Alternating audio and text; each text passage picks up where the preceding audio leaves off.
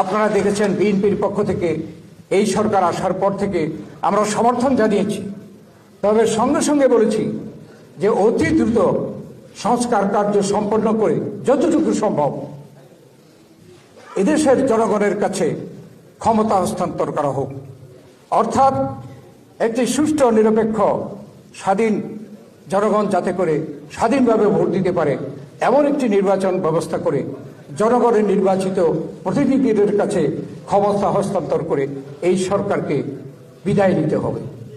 তাহলে এই সরকার সম্মানের সাথে বিদায় হবে এবং এদেশের জনগণ শান্তিতে স্বস্তিতে তাদের আগামী দিনের নির্বাচিত সরকারকে তারা সমর্থন করে দেশকে এগিয়ে নিয়ে যেতে পারে। সংস্কারের কথা হচ্ছে, সকল সংস্কার কিন্তু দিন তারিখ ঠিক করে দিয়ে সমাধান সম্ভব নয়। এই সংস্কার হচ্ছে চলমান, তাই তারা সংস্কারের আমরা প্রস্তাব করেছি, আমরা তাদের কাছে, তারা আমাদের কাছে প্রস্তাব চেয়েছে, আমরা প্রস্তাব করেছি। সেই প্রস্তাব এবং সকল দলের সাথে আলোচনা করে সংস্কার চূড়ান্তভাবে ঘোষণা করা হোক এবং যত শীঘ্র এই সংস্কার যে বাস্তবায়নের জন্য ব্যবস্থা নেওয়া হোক। আর যেগুলো ব্যবস্থা সম্ভব হবে না এবং অনেক আছে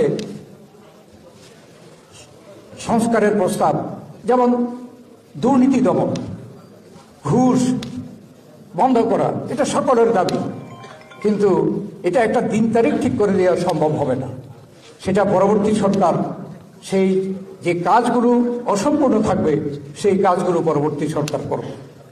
অর্থাৎ আজকে আমরা দেখতে পাচ্ছি যে যদি এই সরকারকে শান্তিপূর্ণভাবে এবং সম্মানের সাথে বিদায় নিতে হয় এবং যদি এদেশে একটি সুষ্ঠু নিরপেক্ষ নির্বাচন দিতে হয়, তাহলে অনতিবিলম্বে এই সংস্কার কাজ সমাধান করে নির্বাচন দিতে হবে এবং জনগণের প্রতিনিধিদের কাছে ক্ষমতা হস্তান্তর করতে হবে। এই জনগণ কিন্তু বাংলাদেশের প্রমাণ করছে অতীতে, যখন তারা ভোটের সুযোগ পেয়েছে তখনই কিন্তু ভোট দিয়ে সরকার পরিবর্তন করেছে। 91-তে বিএনপিকে বেগম খালেদা জিয়াকে সরকারে বসিয়েছে, 96-তে আওয়ামী লীগকে সরকারে বসিয়েছে এদেশের জনগণই, আবার 2001-এ বিএনপিকে ক্ষমতায় বসিয়েছে এদেশের জনগণই। আবার যে সকল সরকার ভোটে বাধা দিয়েছে সেক্ষেত্রে কিন্তু এদেশের ছাত্র জনতা রিভোল্ট করে, অর্থাৎ গণ অভ্যুত্থান করে তাদের বিদায় করেছে। যেমন এরশাদকে বিদায় করেছে, শেখ হাসিনাকে বিদায় করল। অর্থাৎ এই ব্যাপারে এই বর্তমান সরকারকে আমরা অনুরোধ করতে চাই, তারা যেন এগুলো উপলব্ধি করে অতি শীঘ্র একটা স্থায়ী সমাধানের জন্য অতি শীঘ্র একটি নির্বাচনের ব্যবস্থা করেন। আমরা আজকে শহীদ প্রেসিডেন্ট জিয়াউর রহমানের জীবন থেকে আমরা যে শিক্ষা লাভ করেছি, ভবিষ্যতে আমাদেরকে এই শিক্ষার উপরে আমাদের আস্থা রাখতে হবে। শহীদ জিয়াউর রহমান একজন সৎ ব্যক্তি ছিলেন। আমি ব্যক্তি জীবন সম্বন্ধে বলার সময় পেলাম না বলে, সৎ ব্যক্তি ছিলেন এটাতে কেউ অস্বীকার করতে পারবে না।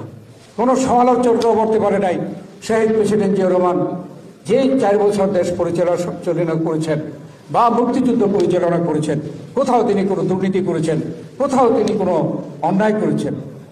একজন সৎ ব্যক্তি ছিলেন, জাতীয়তাবাদী স্বাধীন চেতা মানুষ ছিলেন। আমাদেরকে আগামী দিনে বাংলাদেশকে সুপথে পরিচালিত করার জন্য আমাদের সকলকে শহীদ জিয়াউর রহমান থেকে এই শিক্ষা গ্রহণ করে আমাদেরকে শপথ গ্রহণ করতে হবে। এই কথা বলে আপনারা কষ্ট করে এই আলোচনা সভায় এসেছেন, তার জন্য ধন্যবাদ জানিয়ে, ড্যাবকে ধন্যবাদ জানিয়ে আমি আমার বক্তব্য শেষ করছি। আল্লাহ হাফেজ। বাংলাদেশ জিন্দাবাদ, বাংলাদেশ জাতীয়তাবাদী দল জিন্দাবাদ, ড্যাব ডক্টরস অ্যাসোসিয়েশন অফ বাংলাদেশ জিন্দাবাদ।